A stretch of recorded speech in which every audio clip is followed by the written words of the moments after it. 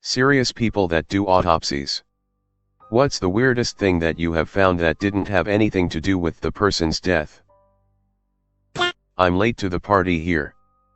I used to take X-rays in the morgue for suspicious deaths, murders, etc. One time we were doing an abdomen X-ray on a guy that was found in a golf course pond. After rolling him on his side to gather the plate, a live frog wriggled out of his butt. The morgue tech caught him and put him into a specimen jar. He took some debris from the bag and put it in the jar and poked holes in the lid. One of my co-workers googled the type of frog and confirmed that he was native to the area. He then biked him back and released him into his pond at the end of the day. I doubt any of his frog friends believed his story. That last sentence made me laugh harder than the rest of the story due to the extreme level of weirdness. I worked as a pathology assistant. My boss once found a 6-inch builder's nail in a chap's thigh. He'd died on site after an accident, but the nail was all healed over, even where it had nicked the bone, so it must have been there a few years. I worked in a cadaver lab. People would donate their bodies to science. We would essentially cut them up into different cuts depending on what hospitals, med schools or researchers wanted. Most of the tissue went for surgical practice, i.e. a torso would be sent out for spinal surgery practice, a leg for knee replacement practice. Once we had a donor who died during surgery. We found a very large pair of scissors inside of him. We also had lots of donors with evidence of cancer-like tumors all over their lungs with no medical history of cancer. We found a lot of abnormal or enlarged organs. We once removed a 50-pound liver from a guy, and also we found horseshoe kidneys, 2 kidneys fused together in a person. UK gang member's mother died of a heart attack during a home invasion aggregated burglary, 87 years old. Gang had burst in looking for drugs and money. No signs of assault, but the circumstances required a full examination to be sure nothing suspicious had occurred. During the post-mortem, 2 ounces of smack found in her anus. Back in the 90s, I worked for the company that was contracted to move bodies for the coroner. We picked up the body of a lady who had worked as a tailor in her youth. When they did the post-mortem, there were several dressmaking pins and needles under her skin, mainly in her legs. There was also a pin lodged in her lung. Coroner thought she must have inhaled it. She'd suffered a pulmonary embolism back in the 60s which had forced her to retire. Maybe the pin was the cause of it. How she hadn't felt the pins, or that none of them had been picked up on X-rays or scans she'd had in later life, I don't know. Cause of death was a stroke. I sew as a hobby and I always catch myself putting the pins in my mouth to hold them while I adjust something. Then I'll have visions of like, what if I started coughing or something and accidentally inhaled these pins? And then I freak out and am very careful not put them in my mouth for a while. Until I inevitably do it again absent-mindedly and start the freak out process all over again. I was once in a mental health facility for only a short amount of time. And I met a woman whose daughter passed away from a drug overdose and had been upset at her for selling her grandmother's necklace for what she thought was drugs. But when the autopsy came back, it was found in her stomach. Apparently she was swallowing the same necklace for years, and I can imagine why someone would do that. When I was a student, I saw an autopsy of a man who had hanged himself. When we checked the main arteries in the heart, he had a huge blockage. He was basically just about to have a huge heart attack, so probably would have died anyway. Sorry, pretty grim. Edit. Sorry for my poor grammar, guys. I've corrected this.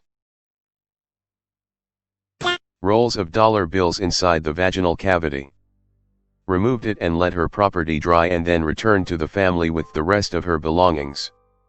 So wash your hands after handling money. Edit. Maybe 50 bills. But can't remember if they were singles or large bills. Cause of death was an overdose, I think, but not sure. I was volunteering at the coroner's office and the doc pulled a very large, intact avocado pit out of a man's stomach. We all kind of looked at it and went, huh.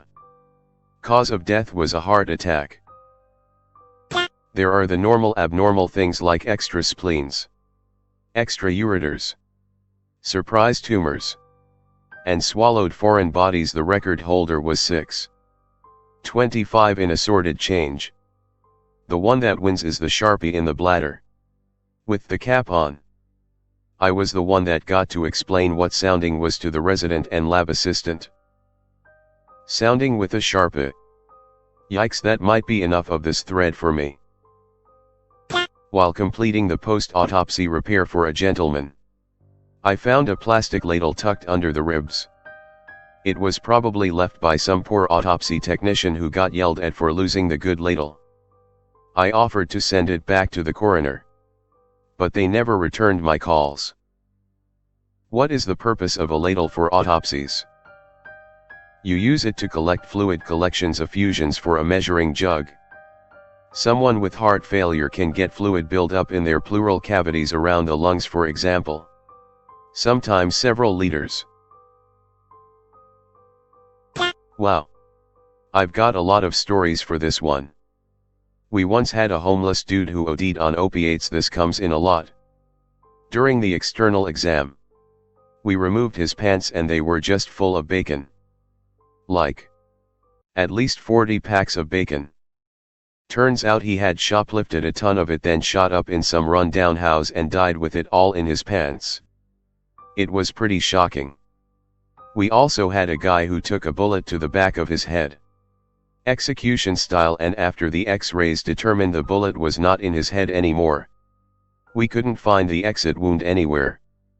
Once we took out the brain, we discovered it exited perfectly out of one of his nostrils, leaving no trace of an external exit wound. I wouldn't necessarily say this is a weird thing, but once during an autopsy, I had just put the body onto the table on their stomach and the person had explosive poop. Luckily, the doc who was standing right beside them moved in time, or else they would have been shot with poop. We didn't think it was ever going to stop. Not dead, but I had been constipated for 9 days in the hospital and they took me in for another surgery. According to my nurse, I shut everywhere when they out me under. I like how you had to clarify that you aren't dead. 5 years ago, an autopsy I viewed, the patient was put down to have died from post-surgical complications from a colostomy infection lead to sepsis and ended with MOF. When they began the examination and looked, they found some surgical tweezers left behind, which was attributed to being cause of the infection because of how tucked away they were. I am unaware of what happened afterwards, but it was definitely referred higher. As if I wasn't already afraid of surgery. This makes it so much worse.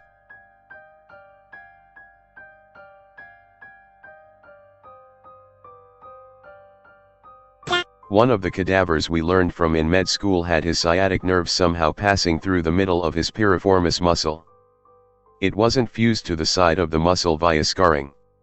It ran right through the middle of the muscle. His medical history was unknown, but we expected that sciatic nerve pain was probably on the list. I think of him when a patient doesn't respond to typical treatments for things.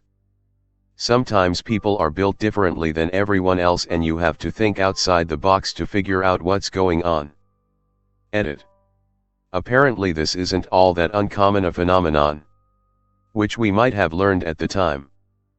But I definitely do remember looking down at the nerve passing through the middle of the muscle and thinking, what the f***?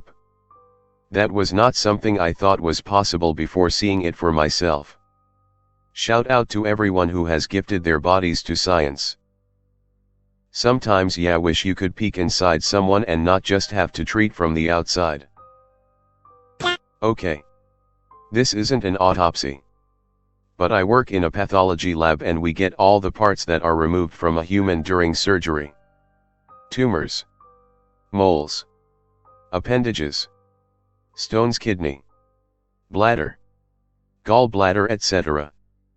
One day a large, long, Cylindrical stone was removed from a man's penis.